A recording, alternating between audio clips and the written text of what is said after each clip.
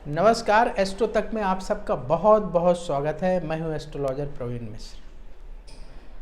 आज हम चर्चा करने वाले हैं 6 ग्रह जब मकर राशि में होंगे तो इन 6 ग्रहों के मकर राशि में होने की वजह से भारत देश और दुनिया पर इसका क्या असर पड़ेगा।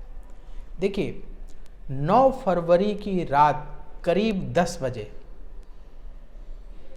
6 ग्रह मकर राशि में होंगे और ये 11 फरवरी की रात करीब 2 बजे तक ये स्थिति बनी रहेगी। 6 ग्रह मकर राशि में रहेंगे। उसके बाद चंद्रमा निकल जाएगा वहाँ से बाहर, क्योंकि चंद्रमा सबसे फास्ट मूविंग प्लेनेट है। जब चंद्रमा एंटर करेगा तो 6 ग्रह हो जाएंगे। जब चंद्रमा बाहर निकल जाएगा तो फिर 5 ग्रह बचेंगे। तो ये जो ग्रहों की 6 ग्रहों की युति बन रही है मकर राशि में, इसका भारत पर और बाकी दुनिया पर क्या असर पड़ेगा, आइए समझते हैं। पहले ये जानते हैं कौन कौन से 6 ग्रह मकर राशि में होंगे। देखिए, शनि देव पहले से मकर राशि में बैठे हुए हैं और शनि के साथ साथ आप ये देख सकते हैं, ये चार्ट आपको दिखा रहे हैं कि शनि देव के साथ बृहस्पति पहले से बैठे हुए हैं। अब सूर्य, बुध और शुक्र ये बैठ गए और चंद्रमा भी आ गए। तो कुल मिला के टोटल हो गए 6 ग्रह। शनि, बृहस्पति, चंद्रमा, सूर्य, बुध और शुक्र, ये हो गए 6 ग्रह मकर राशि में। अब जब ये 6 ग्रह मकर राशि में होंगे, इसका दुनिया पर क्या असर पड़ेगा। टोटल 7 ग्रह होते हैं और राहु और केतु को मिला दीजिए तो 9 हो जाते हैं। राहु और केतु को छाया ग्रह माना जाता है। तो 7 ग्रहों में से 6 मकर राशि में हो गए। एक मंगल अपनी स्वराशि मेष राशि में बैठा हुआ है और राहु केतु को हम छाया ग्रह मानते हैं। तो राहु केतु को जोड़ेंगे तो 9 हो जाते हैं। तो ये जो 6 ग्रह एक साथ बैठ रहे हैं, इसको कैसे समझें। सरल तरीके से ऐसे समझ लीजिए कि एक कमरे में, कमरा छोटा हो और ज़्यादा लोग जाके उसके अंदर बैठ जाएं तो क्या स्थिति होगी। उसमें से कुछ लोग सफोकेशन महसूस कर रहे होंगे, उनको वहाँ ठीक नहीं लग रहा होगा, तो वो कुछ एक्टिविटी करने की कोशिश करेंगे, रिएक्ट करने की कोशिश करेंगे। या कुछ लोग जो मित्र होंगे तो वो किसी भी तरह से एडजस्ट करने की कोशिश कर रहे होंगे कि चलो किसी भी तरीके से समय काट लेते हैं। तो जो शनि के मित्र ग्रह हैं वो तो कंफर्टेबल पोजीशन में होंगे, लेकिन जो मित्र नहीं हैं वो कंफर्टेबल पोजीशन में नहीं होंगे। तो ये जो 6 ग्रह एक साथ इकट्ठे हो रहे हैं, तो इनके बारे में हमारे धर्म ग्रंथों में क्या कहा गया है। सारावली नाम का एक ग्रंथ है, उसमें क्या कहा गया है वो हम आपको बताते हैं। एक श्लोक है, पहले आपको श्लोक सुनाते हैं, फिर इसके बाद जो है उसका अर्थ बताते हैं। मंत्री नपस्य सुभगा शांति युतो भवति शोक परितप्तः अक्ल त्रो धन रहितो रविंदु बुद्ध जीव सित शौर्य। इस श्लोक का अर्थ ये है, सारावली का श्लोक है। सूर्य, चंद्रमा, बुध, गुरु, शुक्र और शनि की जब युति होती है तो राजा अपने सलाहकार की सलाह से जो काम करता है वो काम गलत हो सकता है और बड़ा नुकसान हो सकता है। ये सारावली में लिखा हुआ है। जब 6 ग्रह इकट्ठे होते हैं तो इस तरह का परिणाम होता है।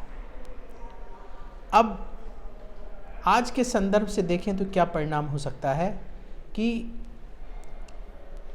भारत देश की जो कुंडली है, ये अगर आप देख लीजिए तो थोड़ा समझने में आपको और आसानी होगी कि भारत देश के लिए कैसा रहेगा ये ग्रह।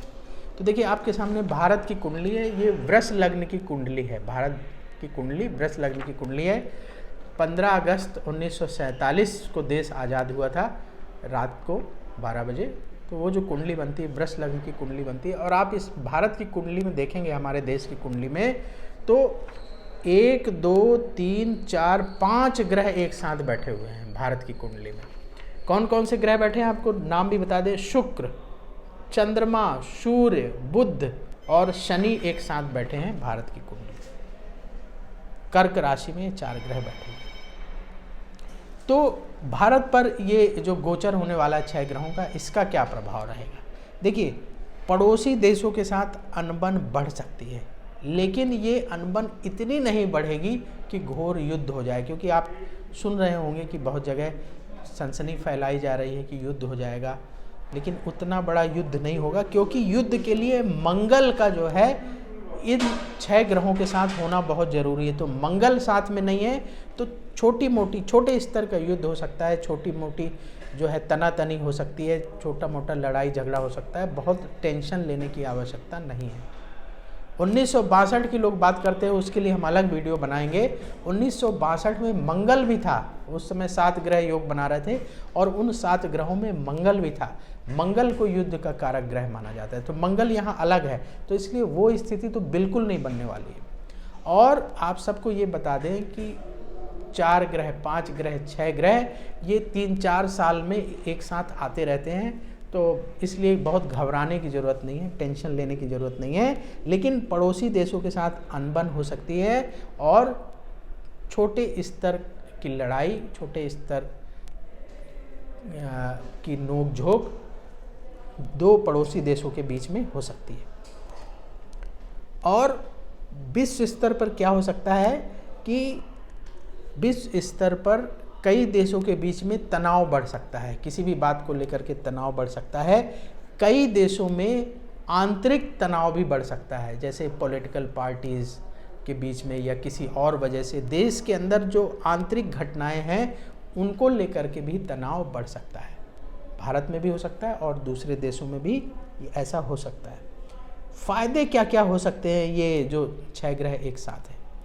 देखिए, जिन इंडस्ट्रीज़ में टेक्नोलॉजी का इस्तेमाल ज़्यादा होता है, कंप्यूटर, रोबोट टेक्नोलॉजी का इस्तेमाल ज़्यादा होता है, वहाँ तरक्की होगी और आर्टिफिशियल इंटेलिजेंस का इस्तेमाल ज़्यादा होने लगेगा इस दुनिया भर में। भारत में भी होगा और पूरी दुनिया में आर्टिफिशियल इंटेलिजेंस का प्रयोग बढ़ेगा। आर्टिफिशियल इंटेलिजेंस को लोग ज़्यादा से ज़्यादा इस्तेमाल करेंगे, इसका लाभ उठाएंगे। दूसरा, अंतरिक्ष के क्षेत्र में बहुत तरक्की होगी, नई सैटेलाइट छोड़ी जाएंगी, भारत भी छोड़ सकता है और दूसरे देश भी छोड़ेंगे, और नए ग्रह में, किसी और ग्रह में जाने की योजना भी बन सकती है, वहाँ भी जा सकते हैं।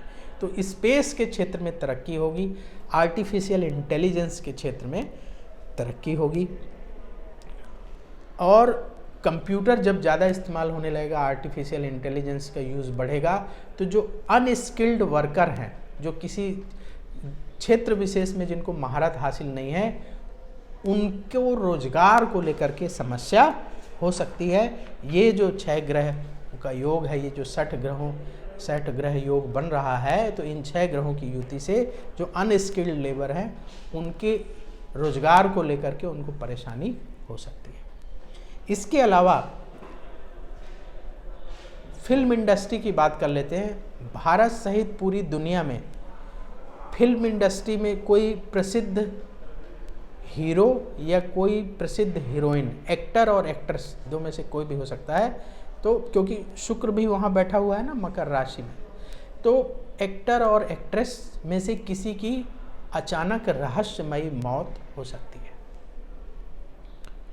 और रहस्यमयी मौत की वजह से वो जो मामला है काफ़ी समय तक मीडिया में छाया रह सकता है। शेयर बाजार में उतार चढ़ाव की स्थिति रह सकती है, भारत में भी रह सकती है और दुनिया भर में रह सकती है। शेयर बाजार ऊपर जा सकता है और कभी नीचे भी आ सकता है, फिर ऊपर जा सकता है, नीचे भी आ सकता है। प्राकृतिक आपदा हो सकती है, भूकंप, बाढ़, नेचुरल जो प्रॉब्लम आती है, तो प्राकृतिक आपदा भी ये जो है 6 ग्रहों की युति से ऐसे योग बनते हैं। अनाज के दाम बढ़ सकते हैं, खाने पीने की चीज़ों के रेट जो है बढ़ सकते हैं, और ये जो ग्रहों का योग है इसका प्रभाव कब तक रहेगा, क्योंकि हमने ये बताया कि ये तो ग्रह 9 फरवरी की रात करीब 10 बजे आएंगे और 11 फरवरी की रात करीब 2 बजे ये युति समाप्त हो जाएगी। लेकिन जो ज्योतिष ग्रंथ ये कहते हैं कि जिस राशि में ये ग्रहों की युति बनती है तो उस राशि का स्वामी जब तक वहाँ रहता है तब तक इसका प्रभाव दिखाई देता है। तो इसका जो प्रभाव है जब तक शनिदेव मकर राशि में रहेंगे तब तक दिखाई देगा। तो शनिदेव अप्रैल 2022 के आसपास तक मकर राशि में रहेंगे। तो ये जो हमने आपको बताया कि भारत सहित दुनिया में क्या क्या हो सकता है, तो ये अभी से लेकर के अप्रैल 2022 तक घटित हो सकता है। हमारी भगवान कृष्ण से प्रार्थना है कि भारत के लिए शुभ हो ये 6 ग्रहों की युति जो मकर राशि में हो रही है, और आप सब लोगों के लिए भी बहुत शुभ हो, आप सबको लाभ कराने वाली हो, फायदा दिलाने वाली हो। तो इसी के साथ मुझे दीजिए अनुमति। देखते रहिए एस्ट्रो तक। बोलिए जय श्री कृष्ण।